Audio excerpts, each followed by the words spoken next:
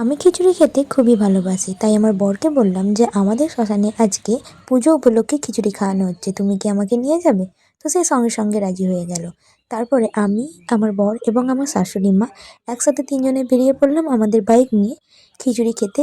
যেহেতু এটা আমাদের নিজেদের শ্মশান, তো আমাদের এখানে আসতে বেশি সময় লাগেনি এবং এখানে শুধুমাত্র দুটো দোকান বসেছে। তারপরে আমরা ঠাকুর দর্শন করে খিচুড়ি খাওয়ার জন্য চলে গেলাম। বেসিক্যালি আমি ইংরেজি ভাষায় ব্লগ তৈরি করি, আর আজকের আমার এই ভিডিওটা বাংলাতে। আর এই যে কাকা এবং ভাই আমার ভিডিওর ইন্ট্রো দিচ্ছে, কারণ এটা আমার বাংলার প্রথম ব্লগ ভিডিও। তারপরে আমরা ভাবলাম যে আইসক্রিম কিনবো, তো তারপরে আমরা একটা আইসক্রিমের দোকানে চলে গেলাম। আর এটা হলো শেতলা মায়ের মন্দির। আমরা 6টা কর্নাডো নিলাম, কিন্তু মায়ের সেটা পছন্দ না। মা বললো ঠাম্মা কর্নাডো খেতে পারবে না এবং মায়েরও পছন্দ না, তো সেই জন্য আমরা দুটো এক্সচেঞ্জ করে নিলাম।